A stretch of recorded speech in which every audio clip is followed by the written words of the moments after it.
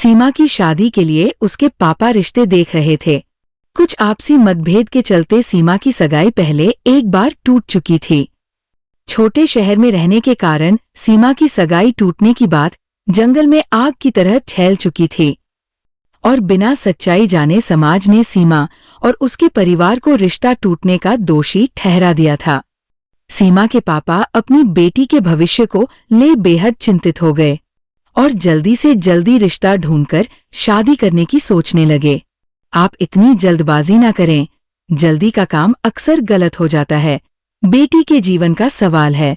जब सीमा की माँ अपने पति को समझाती है, लेकिन एक पिता की व्याकुलता समझकर सीमा की माँ चुप हो जाती है। अपने शहर में तो अब रिश्ते मिलने मुश्किल थे, तो किसी रिश्तेदार ने दूसरे शहर में रहने वाले रोहित का रिश्ता सुझाया। सीमा के पापा को रोहित का रिश्ता पसंद आ गया।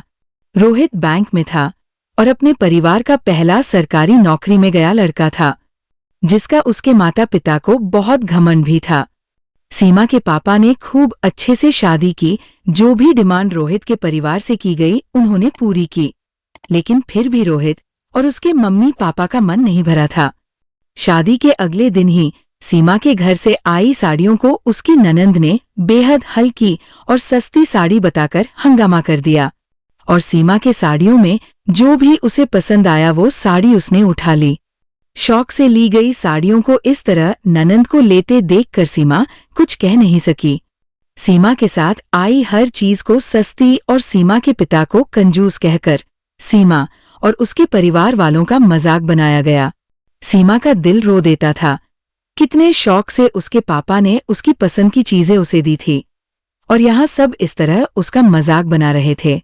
सीमा अपने पापा से बोलकर हमारे शिमला के टिकट बुक करवा दो और होटल का भी। वो क्यों रोहित? आश्चर्य से सीमा ने पूछा। हनीमून के लिए और किस लिए?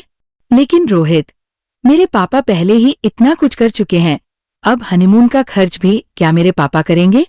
क्यों रोहित, कुछ फर्ज तुम्हारे भी तो बनते हैं। वो लड़की वाले हैं तो समझी, और किया ही क्या है, तुम्हारे पापा ने इतनी कंजूसी से तो शादी की, और हाँ आगे से मुझसे बहस की तो मुझसे बुरा कोई ना होगा। जब रोहित ने सीमा को आंखें दिखाते हुए कहा तो सीमा दंग रह गई थी। अब तक तो वो सिर्फ ससुराल वालों को लालची ही समझ रही थी, लेकिन आज तो रोहित का भी असली चेहरा दिख गया था। सीमा समझ गई कि उसका पति भी औरतों को अपने पैरों की जूती समान ही समझता था। फिर क्या था, आज सीमा की सहन शक्ति जवाब दे गई। सीमा और रोहित में जोरदार बहस हुई हनीमून को लेकर।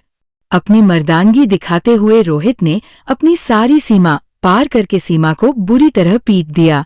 रोती बिलखती सीमा ने तुरंत अपने पापा को फोन किया। दूसरे शहर में होने के कारण उन्होंने अपने किसी जानने वाले को भेजा। सबसे पहले सीमा को सुरक्षित किया और खुद अगले दिन वहां आ गए और सबसे पहले रोहित और उसके परिवार के खिलाफ केस किया। सीमा की हालत देखकर उसके पापा का कलेजा मुंह को आ गया था। अपनी लाडली को गले लगाकर रो पड़े। मुझे माश कर दे बेटा, जल्दबाजी में निर्णय लेकर मैंने बिना ठीक से जांच पड़ताल किए ही तेरी शादी कर दी। रोहित और उसके परिवार को समझने में मुझसे भारी भूल हुई। काश मैं समय को वापस मोड़ पाता तो अपनी बिटिया को इन दुखों से बचा लिया होता। आज कई साल बीत जाने के बाद भी सीमा के पापा रोज पछताते हैं। अगर एक बार उन्हें मौका मिलता तो अतीत में जाकर अपने उस फैसले को बदल देता, जिसके कारण सीमा को निर्दोष होकर भी कितना कुछ सहना पड़ा। जिस समाज के डर से सीमा के पापा ने जल्दबाजी में गलत निर्णय लेकर अपनी बेटी का भविष्य दांव पे लगा दिया था, आज उसी समाज की परवाह किए बगैर सीमा के पापा ने अपनी बेटी को वापस अपने घर ले आए। रोहित और सीमा का तलाक हो गया।